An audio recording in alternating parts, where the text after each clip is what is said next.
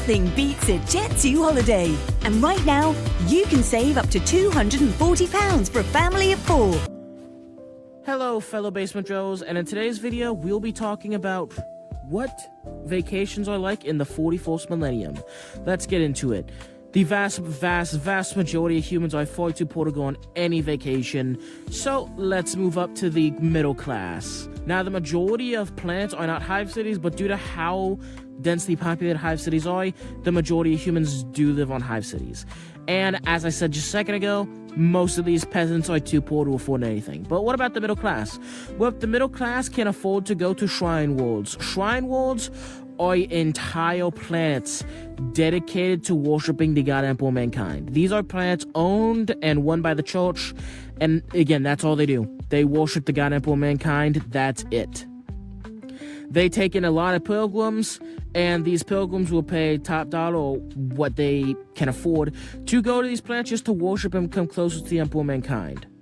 Although it's more akin to... It's much more of a pilgrimage going to connect with the Emperor mankind as opposed to vacation. And the slightly more wealthy elite hivers will essentially do the same thing going to a shrine world, except instead of, walking a potato sack and eating instant noodles for every meal, they will be eating steak and going on a private jet. Essentially the cruise ship equivalent of a, imperial vessel. Now, that sounds pretty good, unless you're super poor and you're stuck in a potato sack. But what about going to the ultimate holy world, Holy Terra? Holy shit, going to Terra is not nice at all. So, here's the thing, right? Holy Terra. People, so first of all, the middle class I was talking about, they're not going to Holy Terra, unless they live on a planet very close nearby. Holy shit, Holy Terra is absolutely god-awful. So, you will have a somewhat well-off family go to Holy Terra, and they wait in line to just see the Imperial Palace, just go anywhere near the Imperial Palace, not even go in it, just to gaze on its wall, just to get close to it. But there are so many pilgrims in front of them, so many, that while they are waiting in line, they will pick up jobs, they will have kids while waiting in line. They will essentially have a little shack while they wait in line. They will die of old age waiting in line. And then their kids who were born in that little shack will then wait in line. And then their kids will do the same thing. So 3 generations and they get to see it. And then whatever money they came with to that planet, to Holy Terra of course, is gone. So then they either sit there and die, or they become Hive City residents on Terra. The amount of people, though, who don't make it is insane. Gene stealer uprisings, random chaos bullshit. Don't get me wrong, Holy Terra is fairly safe, but Jesus Christ, the amount of gene stealers on Holy Terra is insane. The amount of chaos cults that pop up is insane. So yeah, there's a good chance you don't make it. Okay.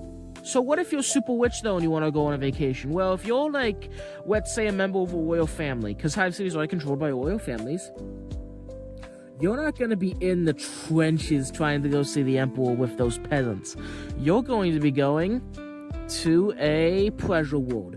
Pleasure worlds are entire planets dedicated to pleasure. These planets are so good. We're talking entire planets that were saved just for their natural beauty. Entire planets filled with artists, filled with diplomats.